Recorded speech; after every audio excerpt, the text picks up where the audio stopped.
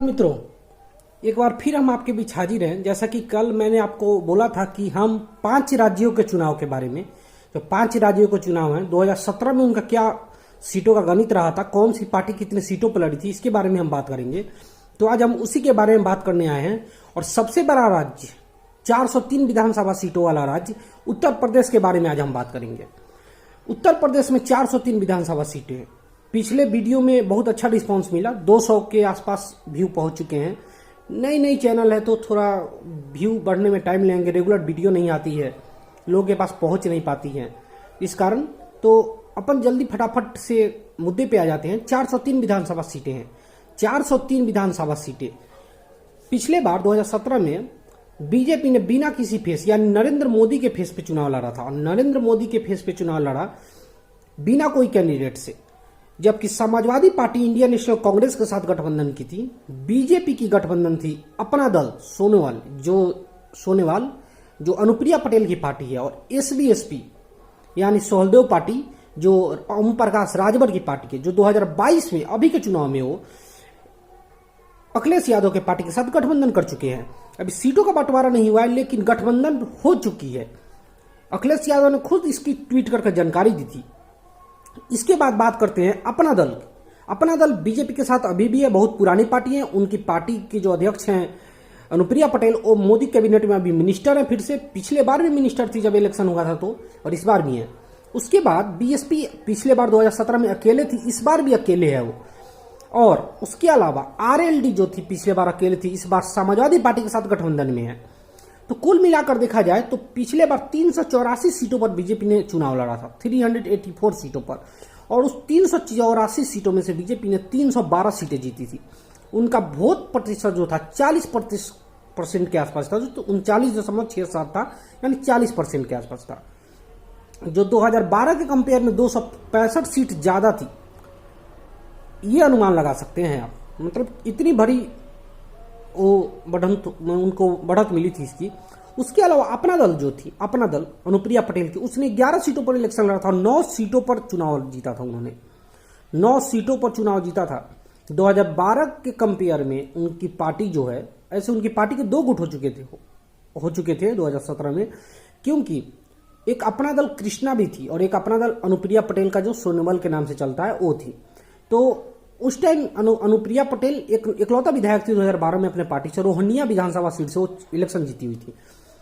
उसके बाद एसबीएसपी यानी कि सहलदेव समाज पार्टी जो थी, ओम प्रकाश राजभर की पार्टी, वो पहले भी इलेक्शन लड़ती थी लेकिन कभी जीती नहीं। पिछले बार उनको 4 सीटें जीत मिली, 9 सीटों पर उन्होंने इलेक्शन लड़ा था और 4 सीटों पर जीत दर्ज की थी। तो ये एनडीए का सीट गणित रहा। इसके बाद अब बात करते हैं यूपीए का, यानी कि अखिलेश यादव की पार्टी, 2 लड़कों की जो पार्टी थी, यानी कि अखिलेश यादव और राहुल गांधी की 2 लड़कों की जोड़ी की बात की जा रही है। तो अखिलेश यादव जो थे, अखिलेश यादव की समाजवादी पार्टी जो थी, वो 311 सीटों पर इलेक्शन लड़ी थी और 47 सीटों पर जीत दर्ज की हुई थी। उनकी पार्टी के वोट प्रतिशत जो है वो 5% के आसपास गिर गए थे, क्योंकि सीट कम थी।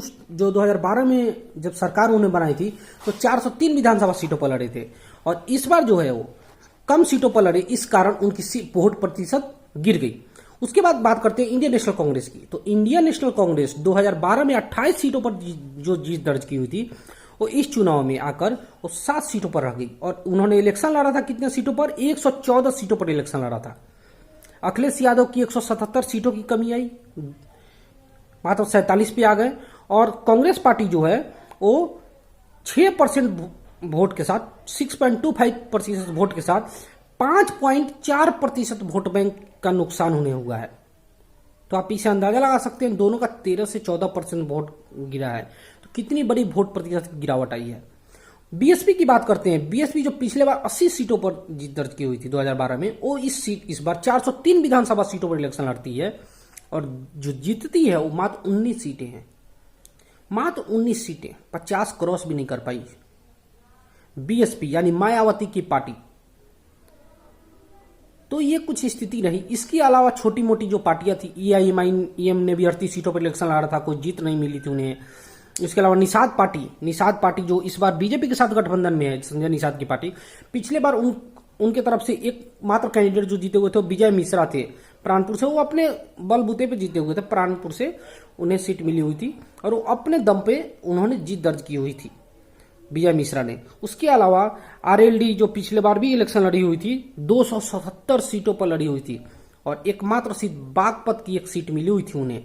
बागपत ऐसा कहा जाता है कि आरएलडी का गढ़ है और उस गढ़ से ही उन्हें एक सीट मिली हुई थी आरएलडी को। उसके अलावा निषाद पार्टी की बात मैंने आपको बता चुका हूं। पीस पार्टी ने, मोहम्मद अयूब की पीस पार्टी ने भी चुनाव लड़ा था और उन्होंने भी 68 सीटों पर चुनाव लड़ा था। और पिछले 2012 में जब अखिलेश यादव की सरकार बनी थी उस टाइम उनकी पार्टी 4 सीटें जीती हुई थी, लेकिन 2017 के इलेक्शन में उन्हें कोई खाता तक नहीं खुला। इसके अलावा 3 निर्दलीय भी जीते हुए थे इसमें। एक राजा भैया थे, एक बीपी सरोज थे, यानी सरोज थे, बीपी सरोज नहीं सरोज थे, जो राजा भैया के ही निर्दलीय कैंडिडेट के समर्थन से निर्दलीय जीते हुए थे।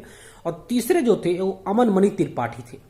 ये 3 निर्दलीय जीते हुए थे और फाइनल जो रिजल्ट आए थे उसमें बीजेपी जो गठबंधन थी 325 सीटों के साथ थी, बीजेपी का 312, 9 जो सीटें थी वो अपना दल की थी और 4 जो सीटें थी वो एसबीएसपी की थी, यानी कि सोहलदेव समाज पार्टी की थी। 325 सीटों के साथ बीजेपी थी। समाजवादी पार्टी का जो गठबंधन था वो 54 सीटों के साथ था। समाजवादी पार्टी 47 सीटें और इंडियन नेशनल कांग्रेस के 7 सीटें थी। बीएसपी 19 सीटों पर जीती हुई थी, निषाद पार्टी 1 सीट पर जीती हुई थी, आरएलडी एक सीट पर जीती हुई थी, बीएसपी 19 सीटों पर थी। तो ये कुछ सीट और निर्दलीय 3 सीटों पे थी। अब हम बात करेंगे आपको इतना, ये तो आपका हुआ कि कौन सी पार्टी कितने सीटों पर जीती और कितने % वोट प्रतिशत रहा इनकी। मायावती का एक बहुत अच्छा नुस्खा है, उनकी जो सरकार में रहे या ना रहे उनका जो वोट प्रतिशत है वो 20% के आसपास रहता है। जैसे कि 2007 में जब उनकी सरकार बनी थी उस टाइम भी उनका वोट प्रतिशत 25+ था और जब 2017 में 12 में जब वो हारी उस टाइम भी उनका वोट प्रतिशत 22+ था और जब 2017 में 19 सीटों पर आ गई हो तब भी उनका वोट प्रतिशत 23% था। 23% था, 22.25 था, जो अखिलेश यादव के वोट प्रतिशत से ज्यादा था। तो आप अंदाजा लगा सकते हैं मायावती का एक कांस्टेंट वोट बैंक है, जो उतने पर रहती है वो उतने पर ही रुके रहते हैं। मायावती उससे कम नहीं होती, उससे ज्यादा नहीं होती। अब 2022 का चुनाव जो अलग से रेडियो से लड़ा जा रहा है, बहुत कुछ कहा जा रहा है उसके बारे में। कहा जा रहा है कि मुस्लिम इस बार एकजुट हैं, मुस्लिम जो कैडर है वो मायावती से छिटक गए हैं, मायावती के बड़े बड़े नेता छटक गए हैं, जैसे राजभर जो उनके पार्टी के लालजी वर्मा जो थे वो लोग अलग हो गए हैं, उनके पार्टी से उन्होंने निष्कासित कर दिया, जिसके कारण बहुत सारी रामवीर उपाध्याय जैसे नेता वो लोग निकल चुके हैं बीएसपी से। तो ये सब कुछ सिनेरियो ऐसे बन रहे हैं जिसके कारण नुकसान बीएसपी का इस बार होने वाला है। तो इस बार देखना है बीएसपी का कितना % वोट बैंक होता है। मायावती अपने दम पर जो 20+ वोट बैंक रखती है वो कितना रखती है, क्योंकि यही वोट बैंक जो है इंटैक्ट, यही अखिलेश यादव को हार और जीत में फर्क लाएगा और बीजेपी के जीत की संख्या में बढ़ोतरी होती है या गिरती है, ये वोट बैंक मायावती का उसमें मायने रखता है। इसके अलावा हम बात करेंगे आपसे अब रीजन वाइज कौन सी रीजन में कितने सीटें हैं, और इसके लिए थोड़ा सा डाटा मैं लेकर आया हूं। तो सबसे ज्यादा जो सीटें हैं वो ऐसा बोला जाता है कि पूर्वांचल में है, यानी कि ईस्ट यूपी में है। पूर्वांचल एरिया जो है वहां पे सबसे ज्यादा सीट एरिया वाइज, इस मैंने आपको 6 एरिया में बांटा है, पूर्वांचल, बुंदेलखंड, अवध, रुहेलखंड, वेस्ट यूपी और सेंट्रल यूपी। इस तरह मैंने आपको इसको 6 एरिया में बांट दिया। सबसे ज्यादा जो सीटें हैं वह पूर्वांचल में 102 सीटें हैं। पिछले बार बीजेपी को पूर्वांचल में 69 सीटें यानी 70 सीटें 69 सीटें मिली हुई थी, जो 57 सीटों की बढ़ंती थी उनकी, 57 सीटों को ज्यादा मिले थे पिछले बार से 2012 के कंपेयर में। उसके अलावा समाजवादी पार्टी को 13 सीटें मिली हुई थी 2017 में पूर्वांचल से, बीएसपी को 8 और इंडियन नेशनल कांग्रेस को 1 सीटें मिली थी और अपना दल को 5 सीटें मिली हुई थी इस जगह से। उसके अलावा बुंदेलखंड की 19 सीटों की बात कहा जाता है। बुंदेलखंड इंडियन नेशनल कांग्रेस और बीएसपी का सबसे बड़ा गढ़ माना जाता है। ये बीएसपी का सबसे बड़ा इंटैक्ट वोट यहाँ है, बीएसपी यहाँ हमेशा आगे रहती है। और 2017 में यहाँ पे पूरी तरीके से बीजेपी ने क्लीन स्वीप कर दिया था, पूरे 19 में 19 सीटें बीजेपी के खाते में गई थी, जो सबसे बड़ा नुकसान मायावती के पार्टी को हुआ, क्योंकि मायावती को यहाँ 7 सीटें थी 2012 में, वो निकल गई। 5 सीटें उनको समाजवादी पार्टी को मिले थे, वो भी निकल गई उनके पार्टी खाते से। तो आप समझ सकते हैं कि कितनी बड़ी आंधी थी मोदी के नाम पर बीजेपी के पक्ष में। उसके अलावा बात करते हैं अवध की। अवध में 90 विधानसभा सीटें आती हैं अवध क्षेत्र में, और 75 सीटों पर बीजेपी ने जीत दर्ज की हुई थी। और समाजवादी पार्टी ने 9 सीटें, बीएसपी को 6 सीटें मिली हुई थी। उसके बाद बात करते हैं वेस्ट यूपी, यानी कि पश्चिमी यूपी, जहां सबसे ज्यादा कहा जाता है जाट जिधर चले गए उधर उनकी सरकार बन गई। यानी कि गन्ना का वोट जो होता है वहां पे सबसे ज्यादा महत्व होता है। गन्ना के दाम पर वोट पड़ते हैं वहां पे। तो वहां पे जो वेस्ट यूपी है वहां पर 76 विधानसभा सीटें हैं, और इसमें से बीजेपी को 66 सीटें मिली हुई थी। 4 सीटें समाजवादी पार्टी को, 3 सीटें बीएसपी को, और 2 सीटें इंडियन नेशनल कांग्रेस को मिली हुई थी। तो और 1 सीटें आरएलडी को मिली हुई थी। तो ये कुछ सिनेरियो है जहां समझ सकते हैं आप 76 में से 66 सीटें एक तरफा जीत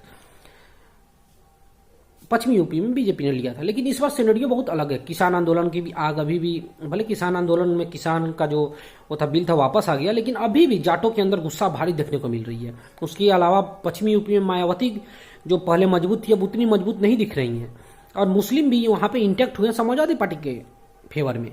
तो ये कुछ सिनेरियो बन रहे हैं जो 2017 से बिल्कुल अलग है, बिल्कुल डिफरेंट है। उसके बाद बात करते हैं आप सेंट्रल यूपी। सेंट्रल यूपी में 64 सीटें हैं। 45 सीटें बीजेपी को मिली थी, 8 सीटें समाजवादी पार्टी को मिली थी, 2 सीटें बीएसपी को मिली थी, और 2 सीटें इंडियन नेशनल कांग्रेस को, और 4 सीटें अपना दल को मिली हुई थी। सेंट्रल में भी अच्छी खासी पकड़ रखती है अपना दल की पार्टी, क्योंकि वहां पर कुर्मी वोटों की संख्या अच्छी खासी है। उसके बाद लास्ट में बात करते हैं अपन 52 सीटों वाली रुहेलखंड की। 52 सीटों वाली रुहेलखंड में बीजेपी को 38 सीटें मिली हुई थी। 14 सीटें यहाँ पे 14 सीटें रुहेलखंड में समाजवादी पार्टी ने जीत दर्ज की हुई थी। उसके अलावा बीएसपी को कोई खाता नहीं खुला था, और इंडियन नेशनल कांग्रेस का भी कोई खाता नहीं खुला था। तो ये कुछ रीजन वाइज मैंने आपको बताया। और अब मैं आपको छोटी छोटी पॉकेट में करके ये बता दूं कि कौन सी इलाके में बीजेपी ने क्लीन स्वीप भी किया हुआ था। बहुत सारी जगहों पे, बहुत सारे डिस्ट्रिक्ट में बीजेपी एक तरफा जीत दर्ज की हुई थी। जैसे बनारस में, भदोही में 1 सीट छोड़ दिया जाए, निषाद पार्टी जो विजय मिश्रा ने जीता था, उसके अलावा वहां भी उन्होंने पूरी तरीके से क्लीन स्वीप कर लिया था। उसके अलावा सोनबरसा का जो सीट है जो सबसे लास्ट में आते हैं, वहां भी मिर्जापुर में बीजेपी ने पूरी तरीके से क्लीन स्वीप कर लिया था। उसके अलावा कानपुर देहात में क्लीन स्वीप कर लिया था। कानपुर नगर में बीजेपी को थोड़ी बहुत नुकसान झेलनी पड़ी थी, क्योंकि वहां समाजवादी पार्टी ने 2 सीट और 1 सीट जो है इंडियन नेशनल कांग्रेस ने जीती हुई थी, और बाकी वहां पे बीजेपी ने भी 6 सीटें जीती हुई थी। इसके अलावा बुलंदशहर में पूरी तरीके से बीजेपी ने क्लीन स्वीप कर लिया था। बुलंदशहर पूरी सीटें बुलंदशहर की बीजेपी के हाथ में थी। आगरा भी पूरी तरीके से क्लीन स्वीप था बीजेपी का। अलीगढ़ में भी बीजेपी ने पूरी क्लीन स्वीप की थी। 5 में 5 सीटें बीजेपी के फेवर में आ गए थे। तो ये कुछ थे। उसके अलावा पश्चिमी यूपी की बात की जाए तो पश्चिमी यूपी में सहारनपुर में बीजेपी ने 2 सीटें जीती हुई थी। इंडियन नेशनल कांग्रेस ने भी 2 सीटें जीती हुई थी सहारनपुर में, और समाजवादी पार्टी ने 1 सीटें जीती हुई थी। मुजफ्फरनगर की सीट की बात की जाए तो मुजफ्फरनगर में बीजेपी ने क्लीन स्वीप कर लिया था। पूरी तरीके से क्लीन स्वीप था मुजफ्फरनगर में बीजेपी का।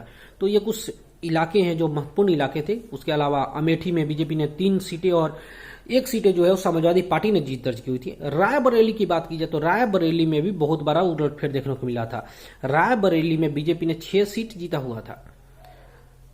तो आप समझ सकते हैं कितनी बड़ी उलटफेर 2017 में हुआ था। लेकिन 2017 से इस बार का चुनाव बिल्कुल अलग है।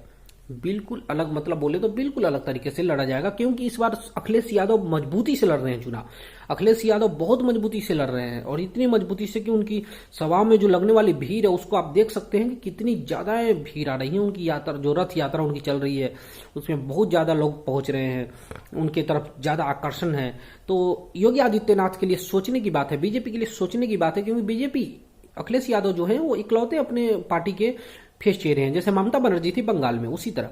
लेकिन यहाँ पे जो है बीजेपी के पास नरेंद्र मोदी, अमित शाह, जेपी नड्डा, खुद योगी आदित्यनाथ, केशव प्रसाद मौर्य जैसे बड़े बड़े नेताएं हैं जो इनके लिए एक बड़े चेहरे के रूप में उभर रहे हैं। उसके अलावा प्रियंका गांधी भी लगातार कोशिश कर रही हैं कि मैं भी लड़ाई में आ जाऊं, क्योंकि वो हर चीजों को परख कर चल रही हैं। अभी अमेठी और रायबरेली के 2 दिनों के दौरे पर आए हुए हैं राहुल गांधी। तो देखना है ये चुनाव आते सुनने में आया कि जनवरी तक जनवरी 1 से 2 वीक तक इलेक्शन कमीशन आचार संहिता का घोषणा कर दे।